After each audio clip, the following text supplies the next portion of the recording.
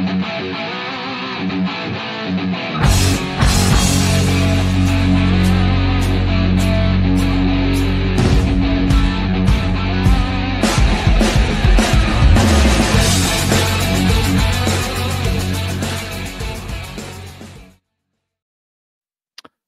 and welcome to the Pirates Fan Forum here on DK Pittsburgh Sports Podcast Network. I'm your host, Gary Morgan. Usually always with me is Jim Stam, but Jim Stam has decided for some reason to get his wisdom teeth out 30 years too late. And he told me early in the week he was going to be getting them out, and he wanted to try to do the show anyway, and I was nice enough to just let him believe that he would be better by Friday. But he's not. So joining us this week is our friend Josh Booth. He was going to join us anyway, but now he's going to hold down the fort as the co-host here on this week's episode. So thanks for joining us, Josh. Say hello. Hello. Always a pleasure. And come on, Jim. I knew that when you guys said that, I was like, Jim's going to try to do that. We might get some real fun answers from Jim. The really funny thing is, like, his kid is probably like 10 years away from having it done himself, right? Like a normal human being as a teenager. And Jim's going to be able to look him deadpan in the face and just be like, it hurts like a bitch, kid. It just happened. I just had it done. You know, like there's going to be no trying to remember back to the silly thing you said when you came out of anesthesia to your parents. Or I can't even imagine what Jim said to his wife. Or there's no, man, when I had that done, they used to do it this way. Right. They used to just tie it up to a horse and have him run. Yeah, I mean, I thought the procedure might get a little bit better. Let's see. John Gorman says, what's up, guys? What's up, John? So anyways, Josh, I figured let's have a fun conversation about MLB free agency. Let's talk about it as a whole, the landscape. And then let's get specifically into what we think this team should do. I love the catchphrase game, right? You hear it on social media all the time. Got to get an impact bat, right? Got to get somebody that's going to hit cleanup, right? Yeah. Need left-handed power. Well, I start really looking through this list, Josh, and Pickens is pretty slim when you're looking at free agency, right? So let's intentionally not allow ourselves to go to the world of trade. Let's look at the free agent board and this team, and let's really see where we might use this one tool to improve this team. Okay? Yeah. All the caveats exist. If we want to say that the team won't do this because they're cheap, we can do that. But make our suggestions known anyway, right? Sure. Sound fun? Yeah, absolutely. Cool. So let's start with top of the board, right? I mean, I think it's interesting this year.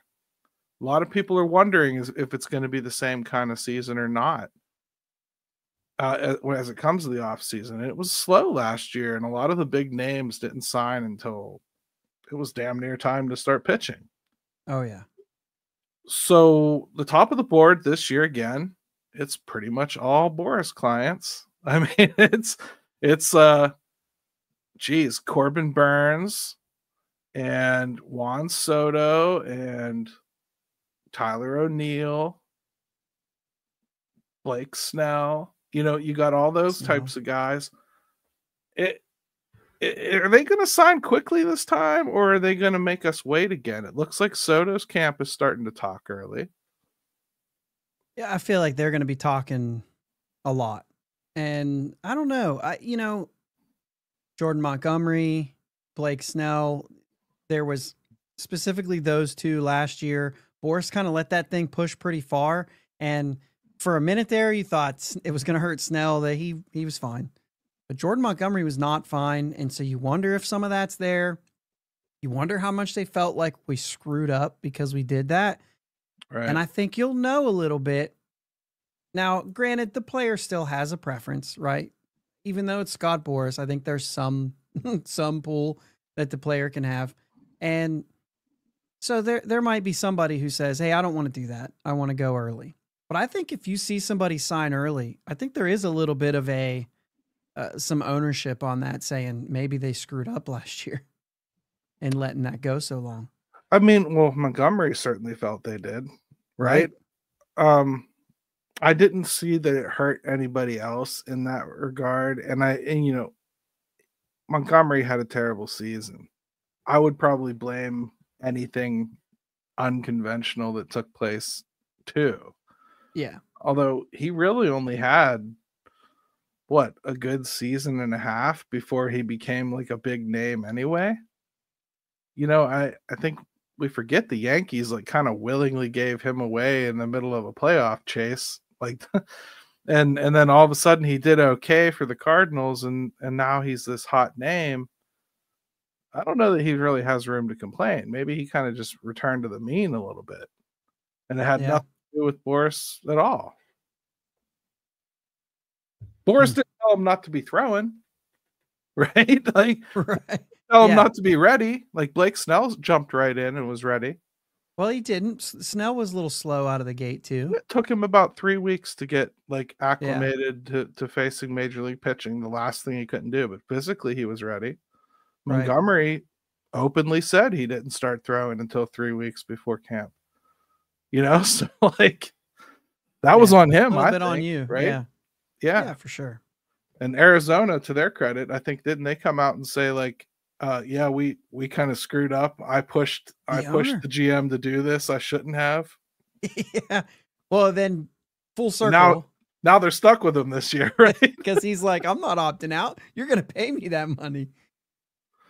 So where do you think Soto winds up? Do you think it's too early to be guessing, or do you think like the Mets have just decided no one else is really going to get a shot at this?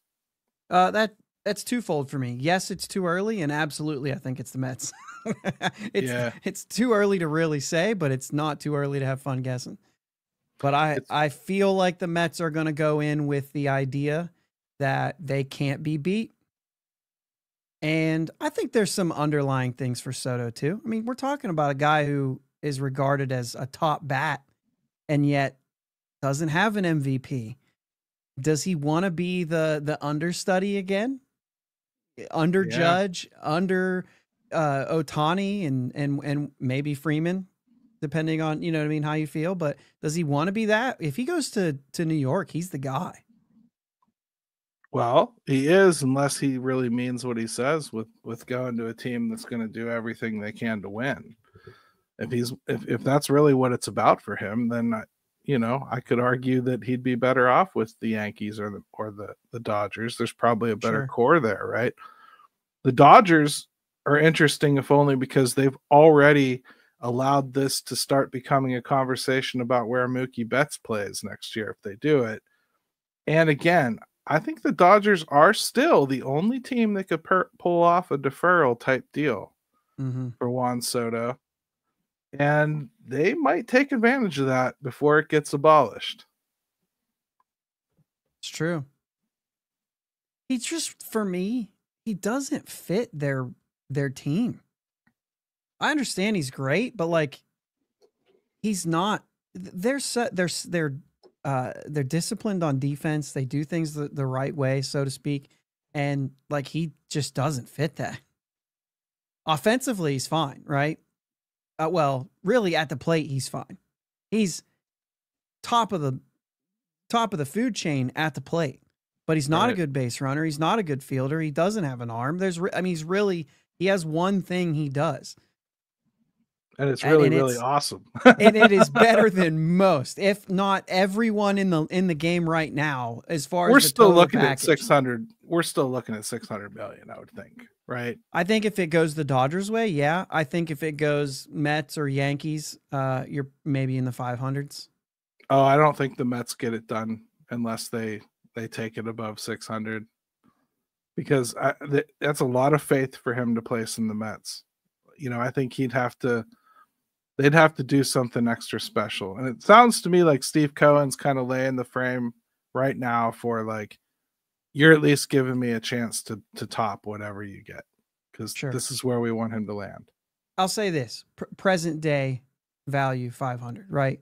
So even with the referrals that Ohtani got, he got present day 450, right? So, or somewhere around there, right? But maybe 4.7, whatever it was. So like I'm saying, Soto gets about present day money 500, and then whatever that, if that goes to 600 with the deferrals or whatever, sure.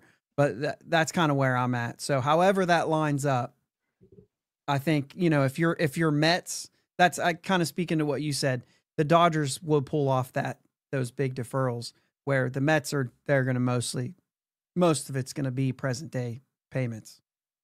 All right. Well, I'll tell you what, let's take a break. Let's come back. Let's talk about some things that the Pirates could actually target. At DK Pittsburgh Sports, we take pride in coverage that connects our city's fans to their favorite teams.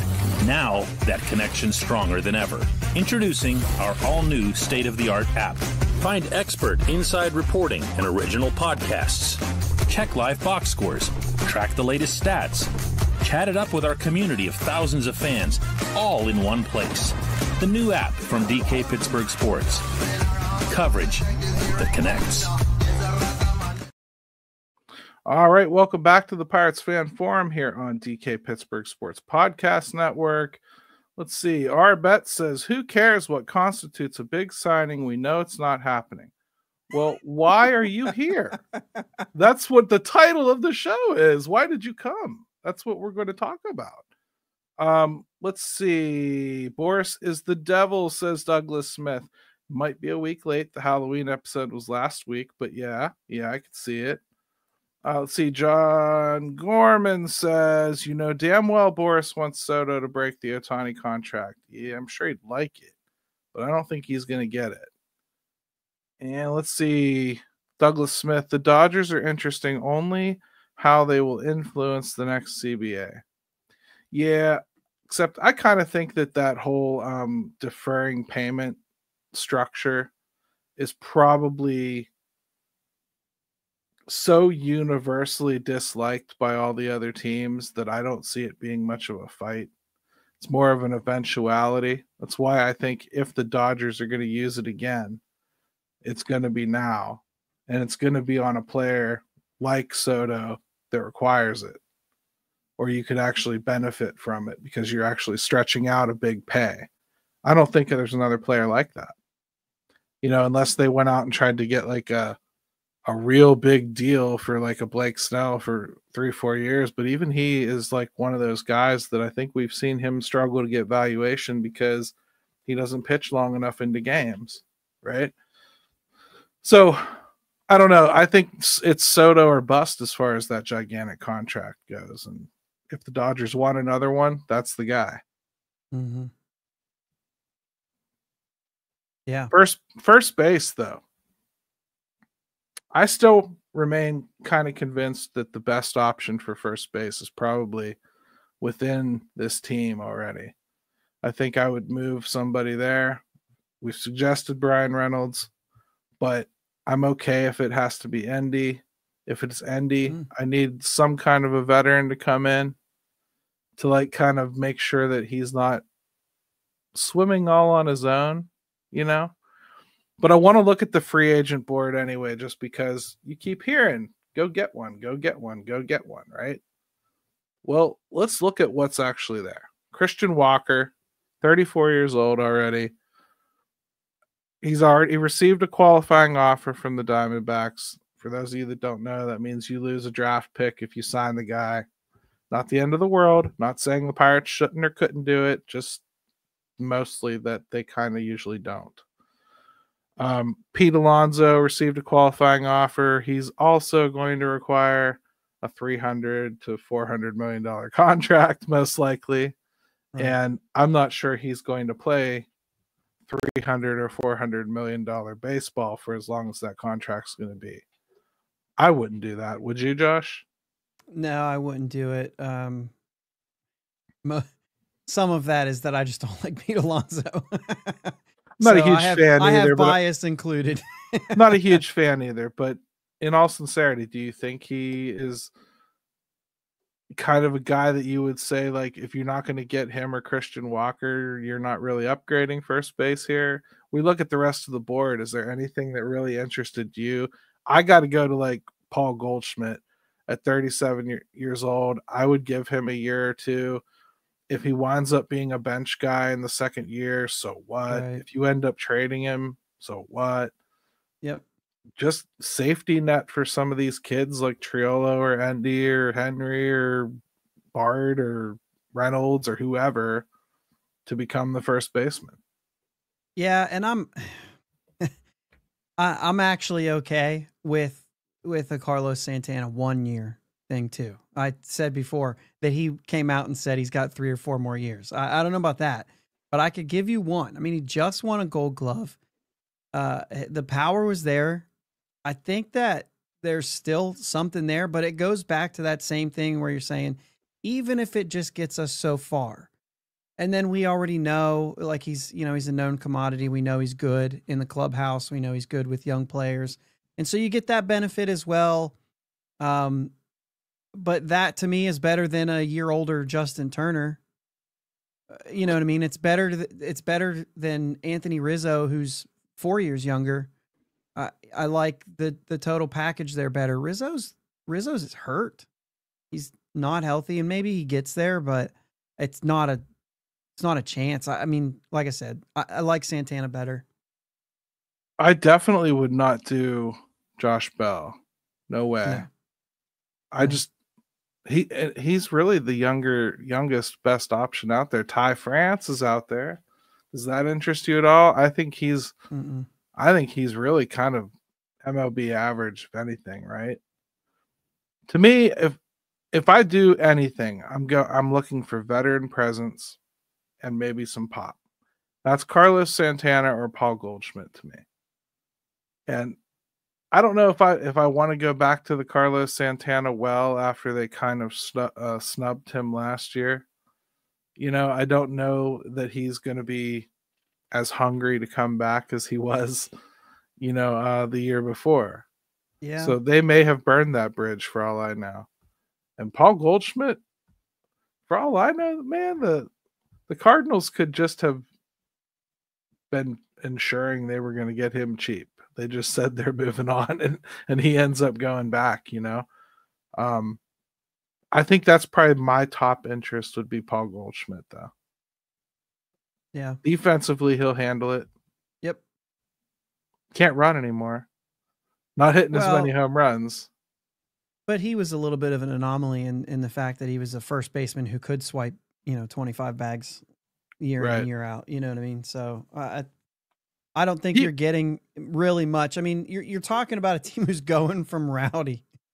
So he can still run that good. He would provide some protection for O'Neal Cruz too. Like if keep people from switching to that lefty maybe a little bit more often. You still aren't going to want to throw a lefty against Paul Goldschmidt. So no, I don't know. That's where I would go if I were to take this to the free agent board. If it's not one of those two, I got to be honest. I don't know that I bother. And I still lean internal, right? Yeah.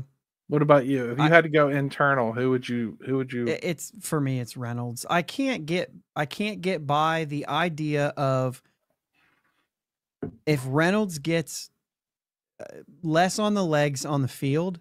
I mean, he's a 30 homer guy, and I can't get past that. When he DHs, he's such a good hitter, and it just like not running out to the outfield, not doing that stuff day in and day out. We know he's going to take care of his body. He's always taken very good care of his body. He cares a lot about it.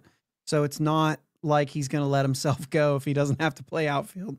But I just can't help but think if that guy's got his legs under him, especially the way he sits into his stance, that he's a 30 homer guy.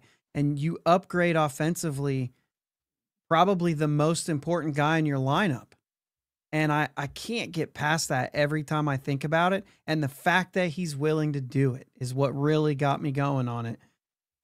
Willing to do it, you'd have to assume they have some internal knowledge as to whether they think he's capable of doing it or not. Sounded like they felt like he was capable of doing it.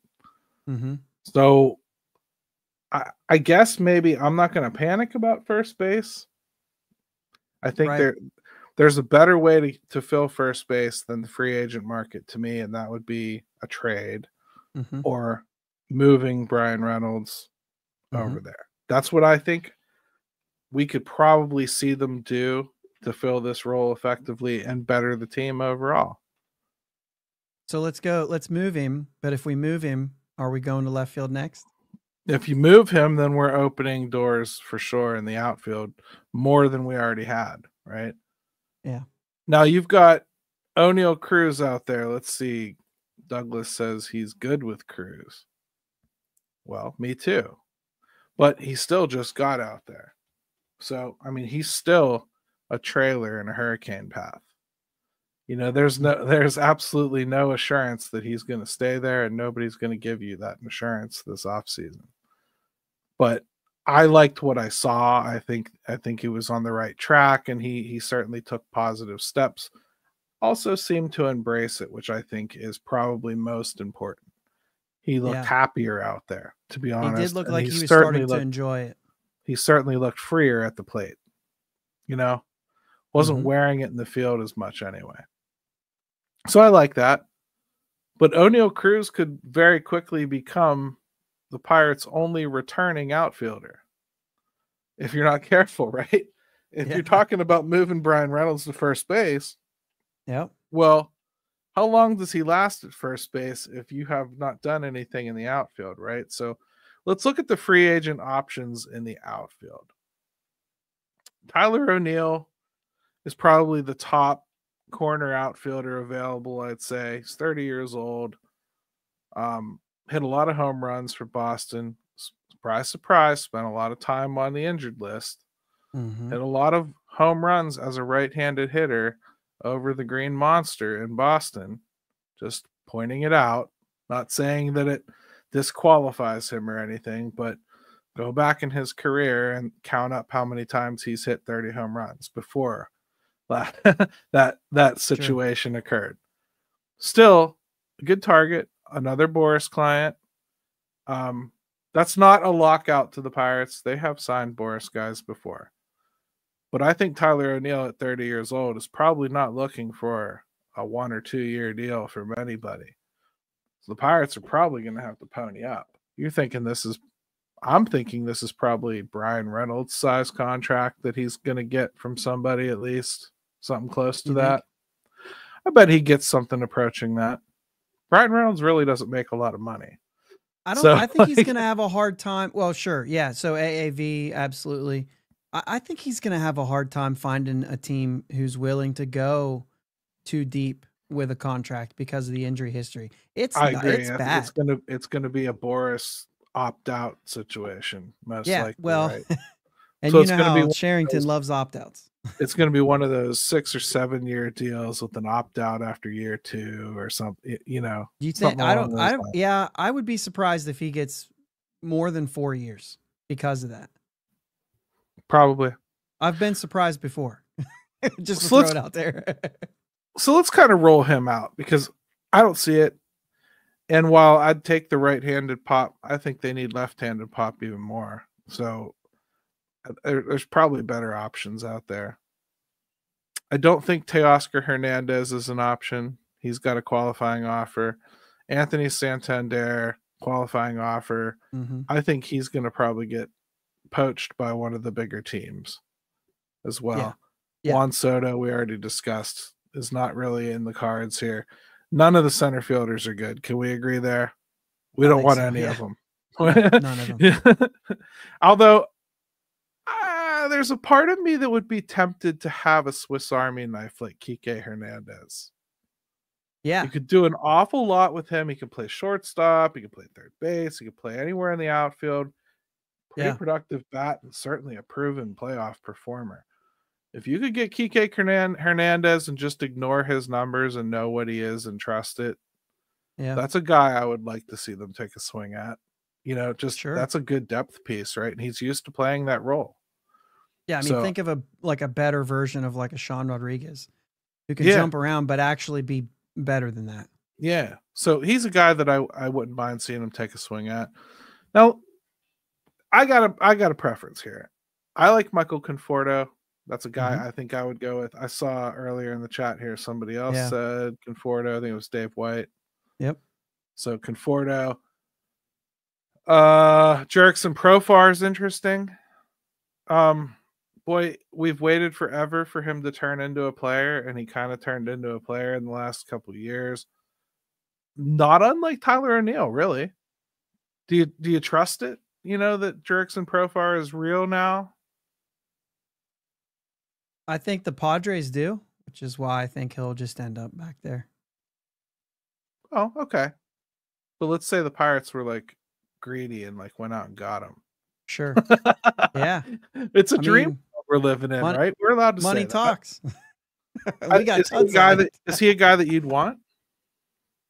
Yeah, I think so. Is he still switch hitting? I believe so. Yeah, I mean, I like that.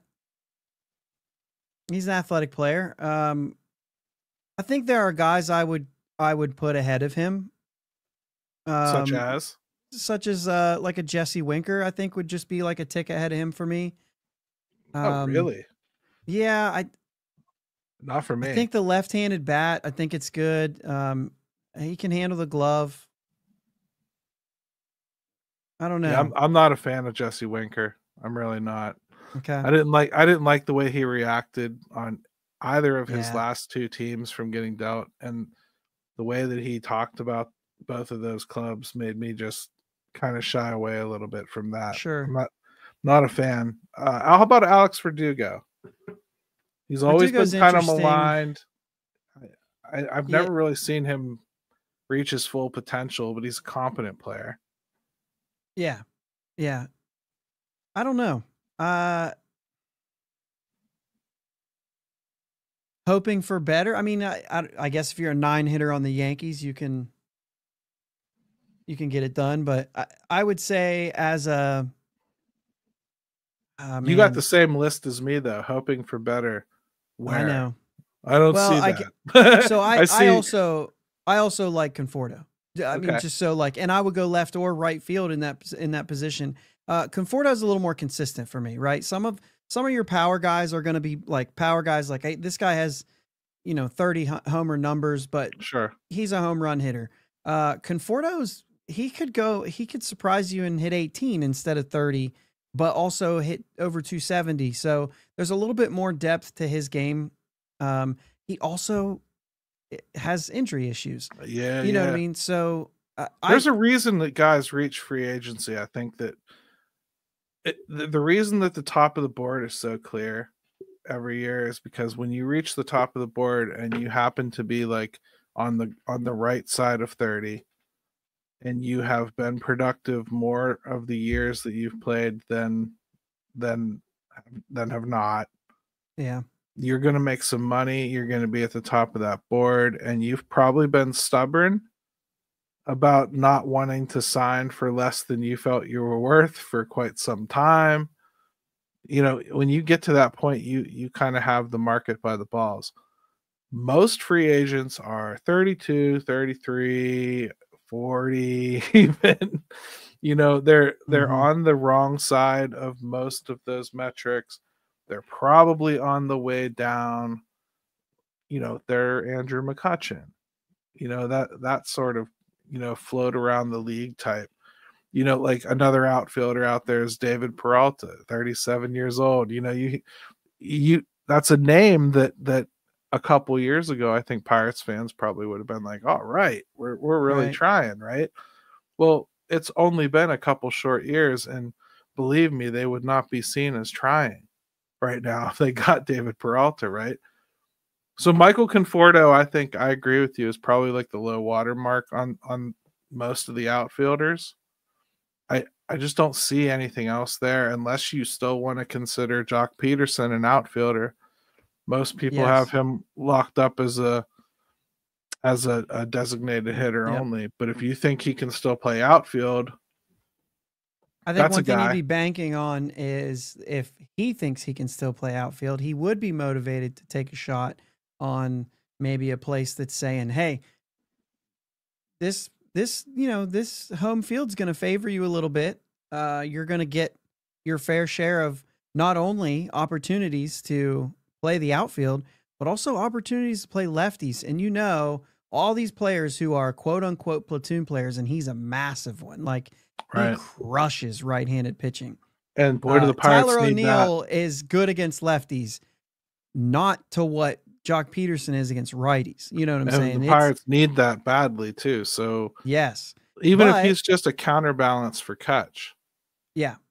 Well, yeah, and you can think about it that way too. Like to say any day Kutch has a day off. If you've got Reynolds at first, he doesn't have to take those days at DH.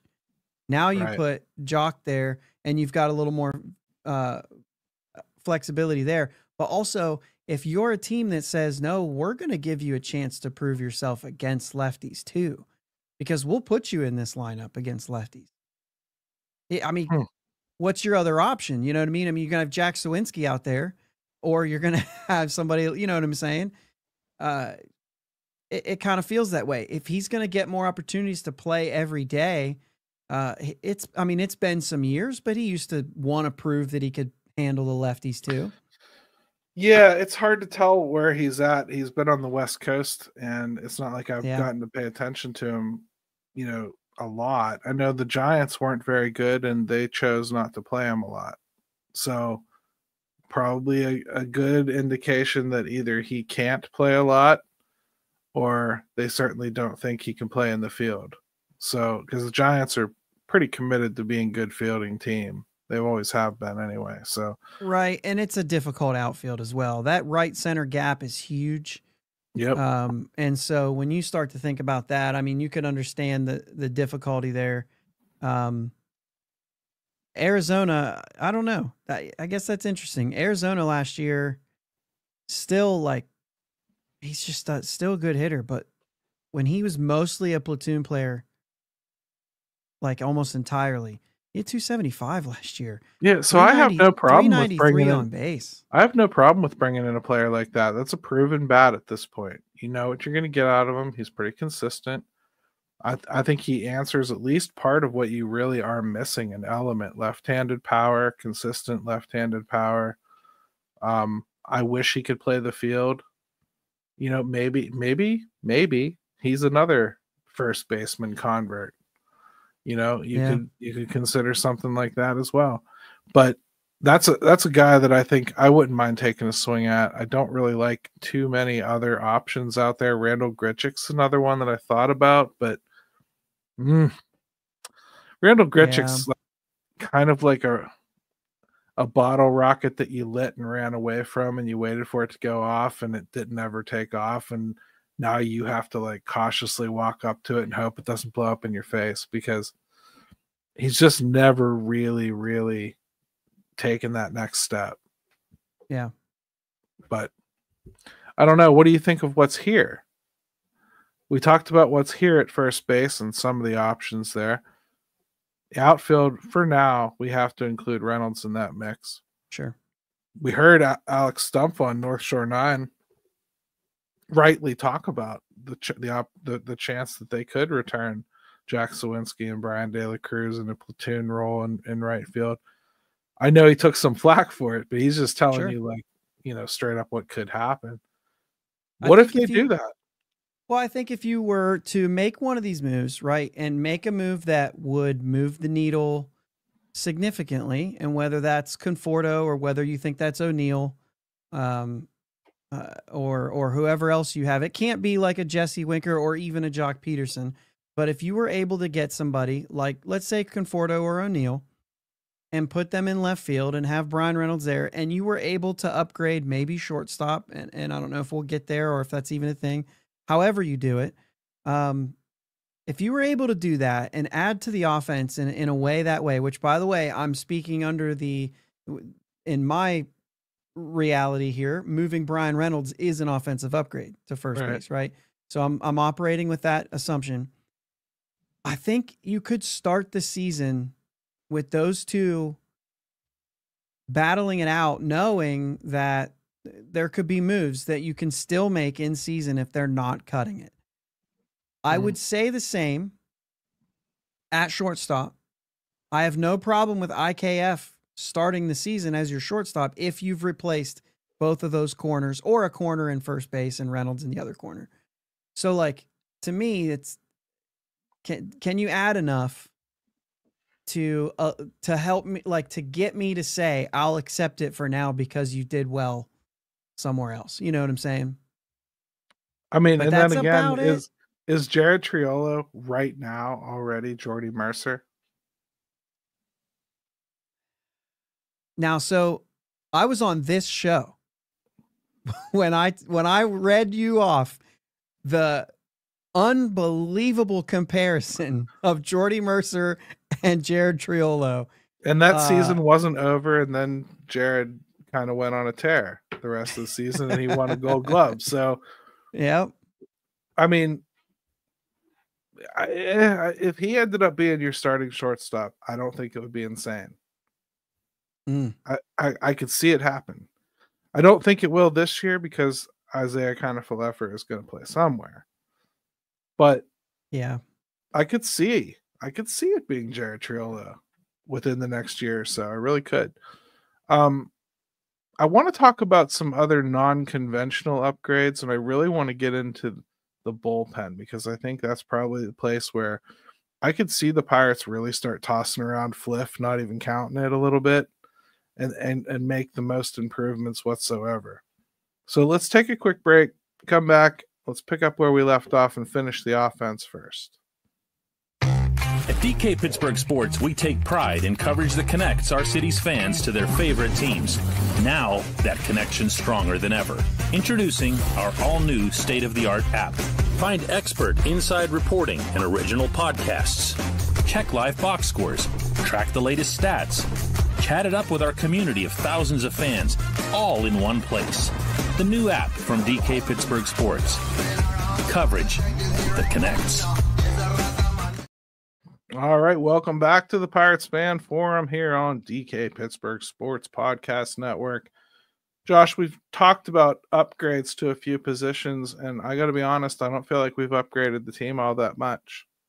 So let's talk about some upgrades that maybe we haven't been thinking of, because everyone keeps saying we need to add these bats. I'm looking at the options. I'm not seeing those bats either for the positions we've been talking about or necessarily being perfect fits. I think you need to upgrade something that you currently think is neato A-OK if you really want to improve a team, right? You have to look at somebody like Nick Gonzalez, and you have to take your fan hat off who's watched him grow and watched him turn into a decent major league second baseman with potential. And you've got to realize, if we want to win next year, I need that potential to either show the hell up right away and turn into something, or I need to upgrade this position, right? So you've got players like Ha-Sung Kim out there that you could potentially move to second base, or, Jose Iglesias is floating around out there. You could maybe go and get some like a Paul DeYoung to like kind of have floating around playing second base and shortstop every once in a while. Did well last year, had a good bounce back. I don't think we're going to go get Gleyber Torres. No. But like, do you think second base or shortstop is something they should look at outside? Shortstop for me is number one. And I will say, if Ha-Sung Kim does come to the team, I mean, IKF can play second. You're going to play Kim at short over just about anyone that would be an option outside of, trading. Depending on how he comes back from this injury. Sure. Yeah. And also there's some questions about when he comes back. And so whatever, you deal with all that. But yeah, I could see something like that, but I don't know that any of these, and we're sticking to free agency. I don't know that any of these free agencies. Yeah, I don't think they're moving Nick Gonzalez for me. And maybe there is still some of that fan hat watching him come up and become a major league player. But I think it's an important thing to challenge ourselves on, Josh, because, it's one thing to continually run around saying, you got to change this, you got to add this, you bring in this bat here. Okay, but they've got to play somewhere. So like when I bring up a couple positions, and the first thing that I always hear is, well, no, we have Nick Gonzalez. Okay, if I have a team that I think is going to the World Series and Nick Gonzalez, I just heard a fan in Philadelphia propose trading Alec Boehm for Nolan Arenado. Okay, yeah. Now I'd take Alec Boehm in a heartbeat, right, for my team. And Alec Boehm's a pretty good player. But Philadelphia wants to win a damn championship. And Nolan Arenado in that fan's mind is a slight upgrade. I can argue that all day if you want, whether that's a good move or not. But do you understand the principle I'm trying to get to here? Fans want an upgrade. You can't always tell me that you don't want to stop seeing the young kid play. You're gonna stop seeing the young kid play. That's my point. If you want to upgrade shortstop or second base, Isaiah Kiner-Falefa is not the player going to lose his playing time. Nick Gonzalez is. Jared Triolo is. You know what I mean? So yeah. Do you want to upgrade it, or do you want to continue with Ben Cherington's plan of having the kids just grow into the job? Because that may very well not turn into 2025 being a winning team. And I mean like championship winning team. Sure. Would you, given the choice, let's say, somebody came in to play short, would you go IKF over Gonzalez for sure at second base? No, but okay. I didn't pay him either. I would make IKF my utility guy. Yeah, I think that's best fit. But I could argue you lose Triolo. I could argue Jared Triolo is a better utility guy. Right. So now, IKF is a true utility guy. You could use him in the outfield as well. So is Jared Triolo. So, and then we just barely saw them start to try to do that with Jared Triolo. But remember back when he first came up, I touted him as somebody I thought could play center field for this team. That's how much faith I had in Jared Triolo's glove back then. So, like, do I think he could do it and play the outfield now? Yeah, I do. If he grows into his bat and he starts hitting for more power, yeah. Jared Triolo could find himself in the outfield pretty easily over the next couple of years. But we're talking about trying to build a winner in 2025, right? That's the goal. That's what he's supposed to be doing because he's got one more year to prove it, right? That's going to create some conversations about upgrading some positions we haven't been talking about. How about catcher? Do we trust Joey Bart after half a season? Season, people have anointed him as like the starter for the next 5 years. I'm perfectly willing to go into spring training with him having the head start at the position.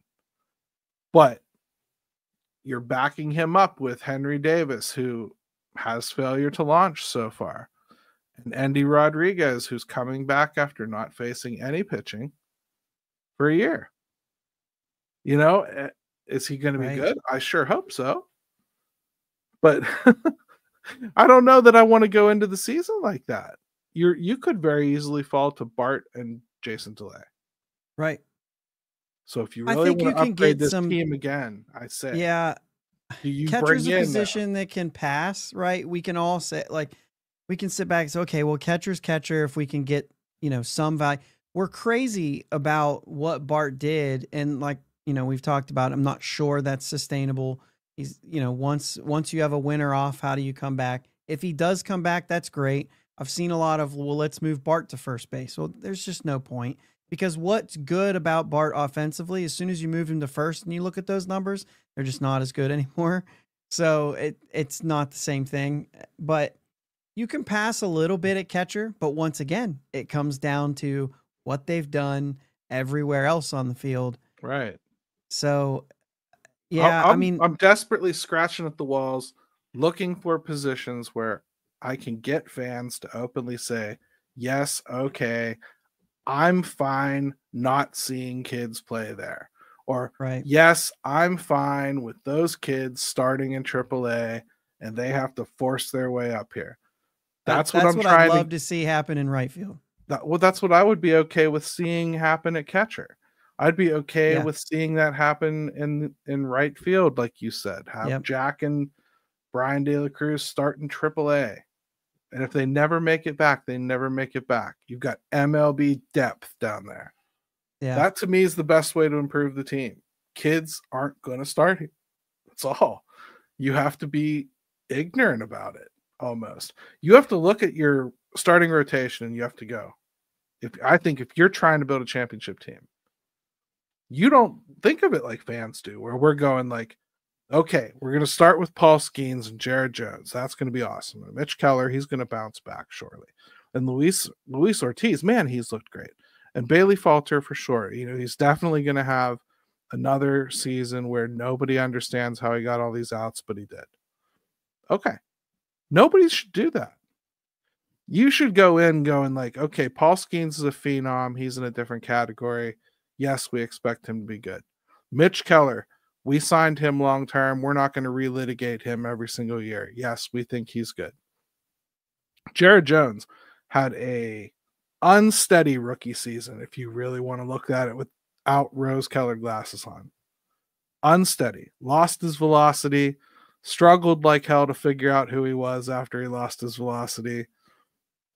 Figured it out. Fought through injury. Came back. End of the season, he's right back to throwing it as hard as he can, emptying the tank, and look who's successful again. If he can't do that all season long, is he a starter? Long term. You know what I mean? Right. Bailey Falter, is that going to repeat itself? Oh, no. I don't know. Do you trust it? Maybe. Should you? I don't know. If you're trying to build a championship team and you really got upgrading is on the line, do you go, Oviedo's going to be back and right back to himself in May? What are we doing here? I don't think you do that. I don't think you think like that. I think you go out and get somebody. But fans, we've rolled it out. They don't need starting pitching, right? We don't even think about it, Josh. So I ask again, where are you willing to not see kids around the diamond? Which kids are going to pay the price for the upgrade you think they need to do, either via trade or free agency? I'll put the question to you first. It's putting you on the spot, and it's not your proposed problem. It's mine. But, like, I can't get past it because the fan in me doesn't want to see Nick Gonzalez sit. But if you put the parameters on me that I have to win the division or guarantee the playoffs this year, I'm not starting him at second base. I'm making him win it. Okay, so my on-the-spot answer, which obviously means I'm going to leave a little sliver of that door cracked open for me to be completely wrong, but it's right field for me. That's where as much as I'm saying you've got two bats out there that have legitimate major league power, I'm not willing to try this out. They both have options. They can go to AAA and try it out. And if they get hot and I have an injury, sure, let's do it. I think that sort of thing, saying the injury, might be just enough protection to do something like a Tyler O'Neill, who, by the way, is also a great defender. It does add to that. And if you could get 120 games out of him and he hits another 25 to 30 homers, like, I'm willing to go there and say, I understand the injuries may come. Anything over top of that is a bonus. You do have depth that you could fill in for some of those. When I look at the second baseman on the list, I honestly believe I'd rather go with Nick Gonzalez than any of them. And I know that, like, if you're looking at trade rumors, Kike is listed as a third baseman, not a second baseman. But that we brought up Kike. And Kike could be a guy, he could play second base for a long stretch of time. The problem is bringing in Kike is like, well, we've already got Triolo and IKF, and unless somebody's starting, I don't know who's doing this thing all over the place, but maybe that's where your outfield depth comes from. Kike, Triolo, and IKF. If you just get all these guys and then let Derek Shelton play musical lineup as he does and musical defensive, whatever. Imagine having a guy like Kike around to take at-bats away from Nick Gonzalez and to say, like, hey, that would never fly on the Dodgers. Imagine what that does. Getting, and we talked about so ideally, and then you can go there.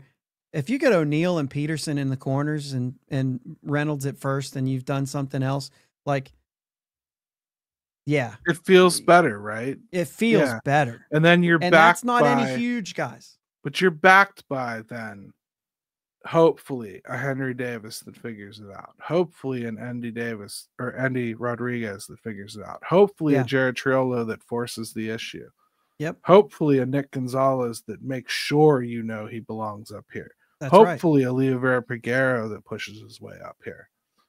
Yeah. Maybe a Jack Sawinski that just is hitting so many home runs in AAA, you feel stupid for keeping him there. Yeah. Like, that's the kind of stuff that you hope for. And the problem is we don't want this team to go into it with nothing but that hope. So that's where I think fans are just going to have to think a little bit differently this year if we really want to upgrade. We talked through this whole thing, and the more that I looked through the free agency, I got to be honest, man, I don't see it offensively as much as I'd like to. The pitching, though, this is going to be fun. The relief pitching, I think, is where it's at. And I think it's, worth saying that, we forced ourselves to only look at free agency right now. Sure, we're going to deal with trades in another week and everything, but I just thought it'd be a good time to do this because the first things we're going to hear about is the free agent market, and you're going to watch guys come off the board. And I think what I wanted to do is just force myself to pretend I had to live on the board. Because otherwise I'm going to get upset as I watch them come off just irrationally because their names I recognize. But we just went through this clean board and picked maybe 3 or 4 we were kind of interested in. Yeah. You know what I mean? Let me tell you who we didn't say. Sure. We didn't say Jacob Stallings. We didn't say Kevin Newman. We didn't say Cole Tucker. and there was one more on here. Hold on. We didn't say there was one more I was looking at too. We didn't say Andrew McCutchen, even though he's a guaranteed certainty. Sure. But. And is technically a free agent. There was another Pirate. I can't think of who. Oh, Ben Gamel. Yeah, Ben Gamel. That's the other one. So, we didn't say any of those guys. Well, good. When we get to the pitcher, I'll be sure to skip Trevor Williams, too. So, let's talk a little bit about it. Like, the rotation, I think there's a lot of options. There really are. I like Bailey Falter. I certainly don't want to push him out the door. They have a lot of control of him. I do believe that there's trade bait available there. I think you could, for instance, what I just described about Jared Jones earlier, you can say that's a very pessimistic view of Jared Jones. It is. I intentionally look at pitchers very pessimistically. I always do because I feel like it's such a hard position to fill. I always like to downgrade my expectations. And then if you turn out to be Superman, great. But even then, I want to see Superman 2 years in a row before I start considering it a proven commodity. You know what I mean? Yeah. So I guess my picture of Jared Jones is what a GM might see and make a move while the commodity is hot, even though you have a different picture of what you think could happen with them. Braxton Ashcraft is another player that I think is probably ultimately going to find his way in the bullpen because I don't think he has what it takes to do the starting pitcher gig all year long. I think he'll poop out halfway through. I think that's what we've seen him do. So I think he's probably a Carmen Mlodzinski type. He's going to wind up in the pen. But right now, he's a sexy starter prospect. Mm-hmm. So you can probably get away with trading him, or if you think you know better about Jared Jones, he's a guy you could get away with trading. That's where I think you could find some value to trade. And if you do that, then you'd have to go to the free agent board, or you'd really have to trust what you have. Maybe Luis Ortiz is a guy you move. I keep hearing people say Bailey Falter, but to me, you have to have a lefty. I'm not suggesting that he's the only one you can have, but right. He's you one have to you sign have. Somebody, and then it opens that up. Yeah. So what do you think about signing another free agent starter before we get into the relievers? Is that something that's on the board for you? I can see this 2 ways. One, if I bring in a starter, to me, Josh, this starter is going to be no lower than my third or fourth best, at least in my head, in that rotation. I'm not hoping he latches on as a fifth starter. He's in the middle of my rotation. Yes. If I'm bothering to do it, I'm pushing somebody this out. is a sure bet, you know? Yep. Yeah. Yeah, he's got to push somebody out. That's one way to look at it. The other way to look at it is you go out and you get like a Spencer Turnbull, who's young. He could be a starter. He could get thrown into the bullpen. Either way, he's help. Or Michael Soroka. He's got experience as a starter, but he's fell on hard times. He's young enough that you might get something out of him if he takes off. You could go a couple ways with this, with the starter aspect of it. What do you think of that? Or do you think they should just straight up focus on bullpen and be done with it? I think anytime you get deeper, anytime you can, I mean, we talked about how the lack of offensive upgrades are on the free agent market and how much this team is going to spend on the free agent market. If there's a guy, and there's already been reports of the Pirates getting a lot of calls already about their starting pitching. If there's a guy that you can move in order to maybe shore up left field, then I think it makes it even more important. And I'm okay with short-term guys. I'm okay with some of the guys that we've even signed in the past, like Jose Quintana, to come in on a short-term 1 or 2 year deal. And then knowing, with some of these guys, if you do that, maybe even like a Alex Wood, I don't know what his numbers were last year, but I'm just thinking of the guy and how he could fall into a better version of Bailey Falter. I'm only thinking lefties right now, but those could kind of open up some of those other guys to be moved to make it, but it's going to have to be worth your while. Like we're talking Jared Jones. You're talking like if you move Jared Jones and then you go out and you get another pitcher who can fall in line there, then it's to me, it's doable. Let me ask you a question. You're making a trade. Yeah. Somebody says, I want a top pitching prospect. And they suggest Bubba Chandler. A lot of people are saying like Bubba Chandler should be untouchable, right? And I do think this, but let me put a little perspective on it. Bubba Chandler is probably as close to a sure bet pitching prospect as the Pirates have had since Paul Skeens. But all joking aside, probably Chris Benson before him. Before Paul Skeens, I would say, is the last time that I felt this confident that a pitcher was going to really take off. Garrett Cole was a 1-1, and yes, I thought he'd be good. Sure. But I think Bubba Chandler has more velocity and less arm pitches on his arm at this age. I feel like he could do it a lot longer. But I mean, Garrett Cole, I was underwhelmed by and have grown to really be appreciative of what he is. But while he was here, I was right along with the bandwagon of people that hated him. So I didn't appreciate him as much as I should have while he was here. But to me, like, go out and take a swing at a Walker Buehler, and then you have more room to make some decision like that. I personally, question I was going to ask you, Bubba Chandler, untouchable. Do you automatically pivot to Jared Jones? If you think that Bubba Chandler is as good and ready as many of us do, wouldn't you maybe like move off Jared Jones instead? Yeah, I mean, because Thomas Harrington is not going to have the same.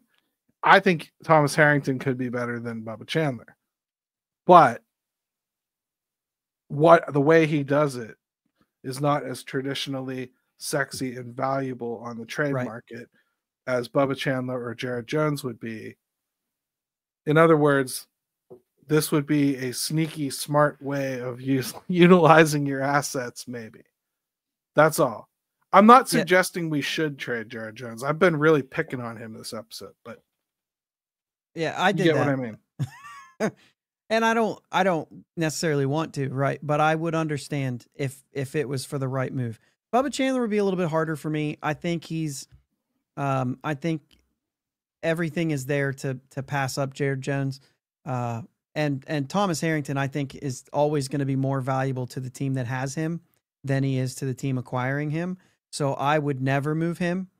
I think his floor is too high, but since his ceiling may not be, I don't think you get the right return for how good he'll be for you.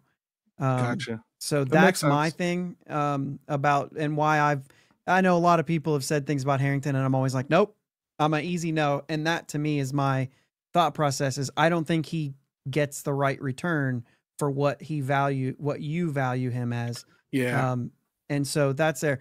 But Jared Jones has to be your next step, because I don't think anybody else is going to even come close to that. And obviously it has to be the fit. It has to be what they want. I don't know how it would not be. I mean, I think everybody would pretty much consider Bubba Chandler to be just about there.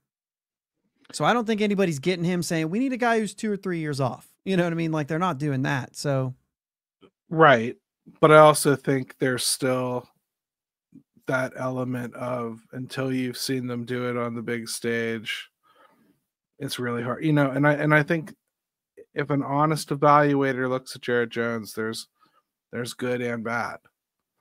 And I think that people kind of realize that he's had some of the growing pains knocked out of him already, which probably makes him a little more valuable to somebody that needs a pitcher right now. In other words, if I was going to try to make a deal with Baltimore. Yeah. Perfect example. Or Boston. They both need starting pitching. They both need it now. They need it for next season. Mm-hmm. They need it semi-established. Pirates have a ton of pitching. They don't have a ton of established pitching. Like, let's be real. They're not giving up Paul Skeens. No. You'd be trading Mitch Keller at low value and be being very stupid, because you'd be trading the only veteran pitcher you have. Bailey Falter's not getting you any kind of top prospect or top hitting player back. Right. Neither is Luis Ortiz. Not yet. Yeah. Johan Oviedo, coming back off injury, is not going to get it for you either. And I mean, especially already hitting arbitration. Like, you're already asked to pay before you even know. I don't see that. Bubba Chandler's not somebody that you're going to trade for and expect him to be your horse into the playoffs this year. And neither is Thomas Harrington or Hunter Barca or any of those awesome pitchers that we have in the pipeline. It's going to have to be a Jared Jones. That's the only thing you've got if you're going to go that route. Well, and if you're going to go that route, you need a hitter. Yeah. I don't want to play like devil's advocate too much here and get too technical, but I feel like Luis Ortiz in Boston has some kind of sound to me. I don't think that deal is good for Baltimore, mostly because of who you're going to try to get.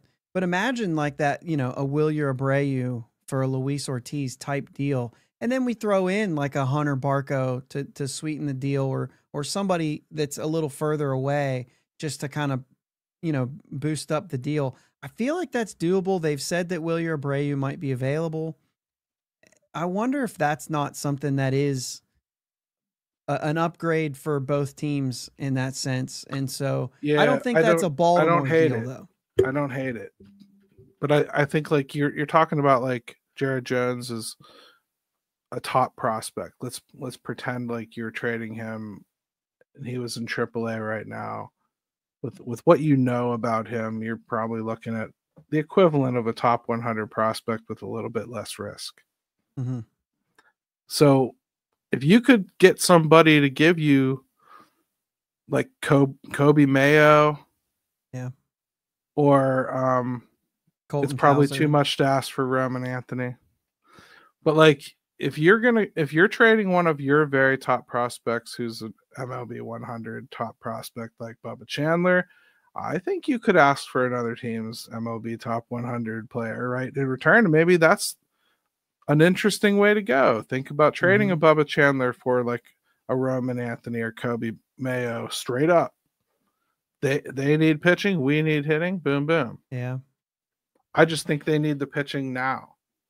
So to me, it kind of forces us into trading something that we're counting on now, which weakens us.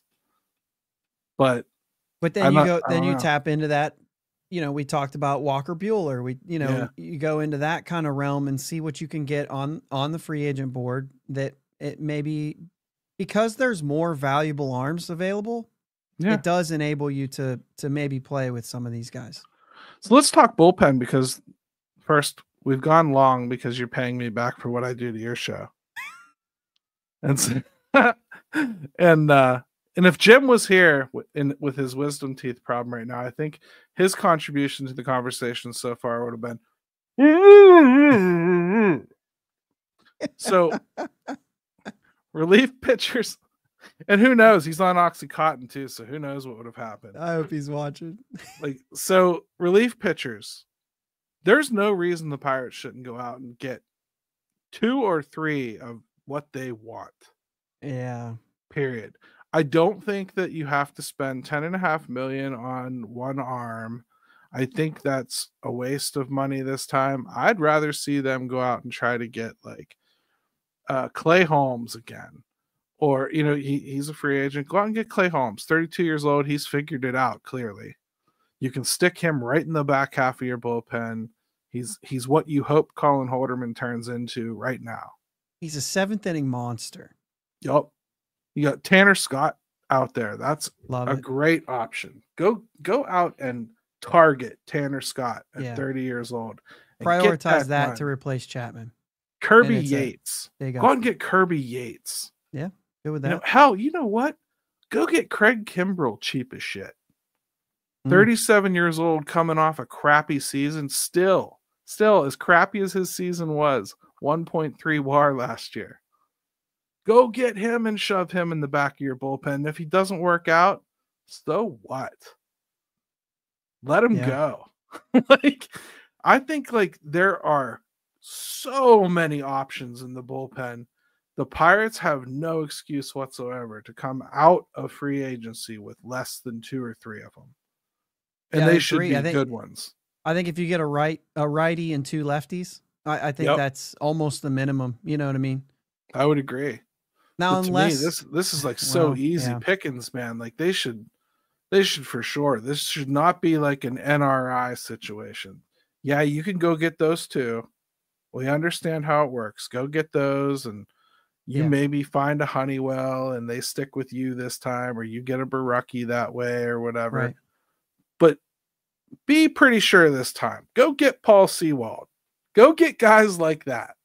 Yeah. Get guys that are going to come in here and give you something. Right. Anybody that's been piquing your interest in the bullpen?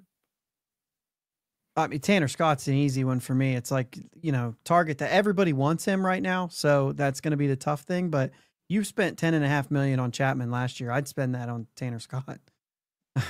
I mean, I would agree. He's that good. I would. And he's 30 years old too. So, I mean, you've got a chance.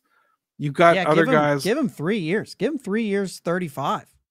Yeah, why More not? than that. 3 why years, not? 40. Yeah, throw it out there. Why not? And then somebody else, like a Will Smith, or how about this name? Justin Wilson. Well, you can't win the World Series without a Will Smith on your team, apparently. That's true. So, you can't. So we really should have a Will Smith. We really should get a Will Smith. That's but right. Yeah, go and do things like that. Bring in guys that are going to contribute. That's all I'm saying. Let's not make it a bet this time. Let's get guys that we're positive are going to contribute. Let's give Dowry Moretta plenty of time to get healthy. Yeah. Let's let Johan Oviedo start in AAA if he needs to ramp back up, instead of trying to shove him in the bullpen or whatever you're going to do to him. Yeah. Let's fortify the team enough that all of the iffy kids have time to prove themselves and make the job theirs because of the way they've performed. That's how you improve this team. Learn your lesson from last year. We all went into the offseason or came out of the offseason saying that our bullpen is our strength until they all got like weird spring trainings, right? Majinski was hurt. Holderman was sick. Bednar had the deal going, the lat thing going, and they all came into the year and had parts of terrible runs because of that, because specifically Bednar, because you had to throw him out there because you didn't have enough. Oh, Baraki was still down, all that stuff. And it's been like it's been a couple of years of that. Have too many. Yeah. And get Jeff Hoffman. Spring, and that's going to be an interesting one. He's now getting interest as a starter. Right. I would have loved Jeff Hoffman. He was top of my list. It was either him or Scott. So I don't know what he's going to do, but you're always going to have injuries. You're always going to have weird things popping up. If you get to the end of spring training and you have too many relievers and then, oh shoot, you have to trade one, that's not a problem. Yeah. The bullpen to me is the easiest way to say we're going to spend and spend and spend and upgrade and upgrade and upgrade. And if you have to start the season with Kyle Nicholas and Carmen Majinski and whoever else in AAA, still in so what? Yeah. So what? Like, do it's it. A good problem to have. Like, that's what you have to do. Again, we have to get a stiffer upper lip when it comes to all of this talk. You kids that you've loved for a long time, it's not about the journey you've watched them take anymore. Now it's about the team is here and you want something different, right? You want improvement. You've got to be willing to accept that some of those kids aren't going to be part of that right away, or they're going to come cropping back up a couple of years from now. I welcome everyone to remember how many teams tried to have Jurison Profar become their star player. How many teams have tried all of these different pitchers before they find, like Sean Manaea, how many teams has he been on now? Mm-hmm. How many, we talked about Montgomery earlier on. Sometimes these kids don't get good till they're 28, 29, 30 years old. If you plan to build most of your team internally, well, that's fine. As long as you do something when you realize that it didn't work. That's all. Or you realize that you need to be there now. And it's going to take 2 more years to happen organically. You don't have 2 more years. Right. And even if it's not, right, you have, I say this all the time when I'm watching free agency, because I think of this in the context of, okay, I've got this position, this position, this position. I need to fill these holes here and all this stuff. And then you say, crap, there's nobody there. And then you look at other teams and you're like, why the heck would they sign that guy? Like, let's talk about San Diego. Why the heck would you get that guy? You have 10 shortstops on your team right now. Why do you keep acquiring shortstops? Because they're saying, well, I mean, they're good hitters and we can figure it out. If we have to move on from guys, if we have to move guys to a different position, if we basically upgrade your team, and then we'll figure stuff out. We need baseball players. If we have to have 4 third basemen on our team, but it makes sense to go get Alec Bregman. If that's the way that you can improve your team, and that causes you to have to stick Brian Hayes at first base, or trade Brian Hayes, or whatever, do it. Like, you have to make changes to make changes. That's the thing. And let me say this too. There's a theme right now. And we talk about the Padres, you talk about all these shortstops that are playing all over the field. You got Tatis out in right field. You've had even here, O'Neal Cruz playing center field. You have all these guys. You got Brian Reynolds saying he's willing to move to first base. You have Wilson Contreras coming out from behind the plate in St. Louis. He's going to first base. You've got 3 free agents right now, Alex Bregman, Willie Adames, Ha-Seong Kim, saying, I'll play whatever position I need to play. There's a lot of flexibility in these players, not just the teams that want to move them, but players want to play. They want to get a good deal and be on a good team. If that position's blocked, they don't just say, I don't want to go to that team. They say, can I play the position beside that position? Well, see, that's why earlier on the chat, like I saw somebody put, I don't think that Jock Peterson and Kutch can be on the team at the same time. You can't think like that anymore. That's if you want your team to be better, you've got to stop protecting them from having too many of anything. Yeah. Because there's only one thing that they have to worry about getting, and it's players that can give them things that help them win baseball games. They need more left-handed hitting. They need help against right-handed pitching. They need power in general. They need power in general. They need to solve first base for the long term. So that's all we want, is them to start making decisions that do things like that. I wanted to force ourselves into free agency, and I think that's why it was so hard of a conversation. We start opening up to trades. I think we'll see more of that. I expect Jim to be able to talk next week, but if not, you're welcome to come back and fix that situation too, Josh. Anything else to add, sir? If not, thank you for coming. This was fun. No, I think I've taken enough of everybody's time. It was good stuff. Hey, thanks everybody. And sorry we're a day late. Travel was travel. I really couldn't help what my situation was, and trying it a day earlier would have made it even harder on Jim. So hope he gets well soon, and take care of yourselves out there, everybody. We just went through something that was supposed to be very traumatic, and I don't really feel like it was. Everybody seems pretty happy. That's a good thing. Let's all come together and be one country like we're supposed to be, no matter what. Okay? Happy early Thanksgiving, and happy Veterans Day. It's coming up too this week. Very important time. Let's go back. Yeah, buddy.